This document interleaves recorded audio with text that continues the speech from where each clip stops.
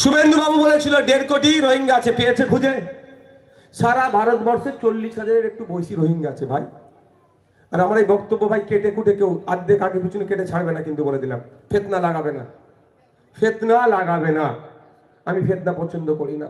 গতকালকে মিডিয়া আমাকে ধরে কি বলছে, ওই একটা নেতার নাম বলে বলছে উনি বলেছেন আপনি যেখানে দাঁড়াবেন সেখানে হারাবো। ওই কথা কি বলেছেন? উনি ভাঙনের কথা বলেছে, কিন্তু আমাকে উত্তেজিত করার জন্য কি বলছে,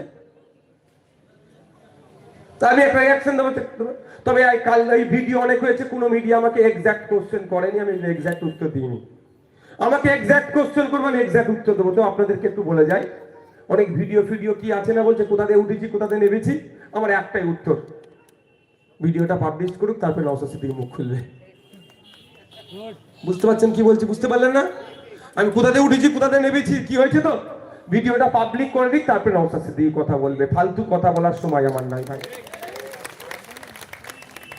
এসআইআর নিয়ে মানুষ বিভ্রান্ত, আর আমি এখন। আর দ্বিতীয় কথা, দিনের আলোর মতো পরিষ্কার, আমি জিআই এর কনক্লেভে গিয়েছিলাম। ওখানে বিজেপির নেতা ছিল, কংগ্রেসের নেতা ছিল, এসডিপিআর ছিল, ডাব্লিউপিআর ছিল, আইএসএফ এর নেতা ছিল। ওটা দিনের আলো সবাই দেখেছে। ও গল্প শুনিয়ে লাভ হবে না, মানুষ ভালো করে জানে। যদি তারপরেও কিছু তো ভিডিও থেকে থাকে পাবলিক করে দিক। ভিডিও আছে বলছো তো, কি গো, পাবলিক করুক, তারপরে কোশ্চেন হবে। দেখ ওই প্রসঙ্গে যাচ্ছি না। শুভেন্দু বাবু যে কথা বলেছে বাস্তবের সাথে মিললে, সেই জন্য আছে যারা ম্যাপিং হয়ে গেছে, অলরেডি ম্যাপিং হয়ে গেছে, তাদেরকে আবার ডাকার মানে কি? 2002 এর ভোটার লিস্টে নাম, এসআইআর লিস্টে নাম আছে, তাদেরকেও ডাকছে, মানেটা কি?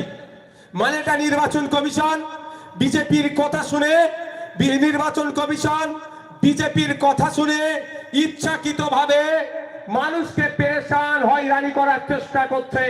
এই হয়রানি বন্ধের জন্য আমাদেরকে প্রয়োজনে মাঠে ময়দানে নেমে লড়াই করতে হবে, গণতান্ত্রিক প্রক্রিয়ায়, আর আইনি লড়াই হবে।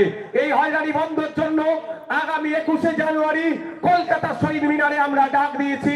যে কটা বিষয়, তার মধ্যে একটা হচ্ছে এসআইআর এর নামে নাগরিকদের মধ্যে আতঙ্ক হয়রানি বন্ধ করতে হবে।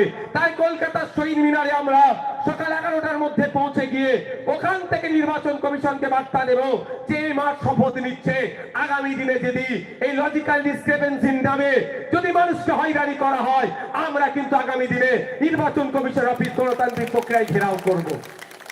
আপনারা সেখানে উপস্থিত হবেন তো নাকি ভাই? উপস্থিত হবেন তো নাকি?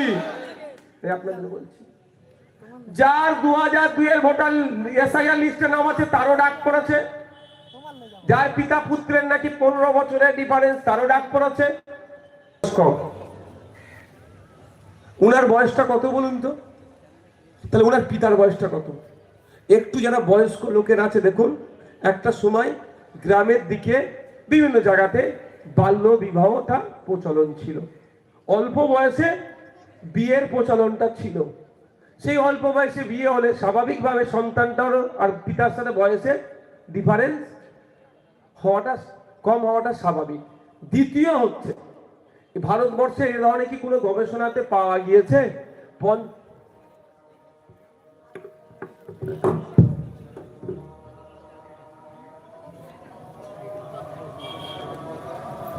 ছেড়ে দিবে কি?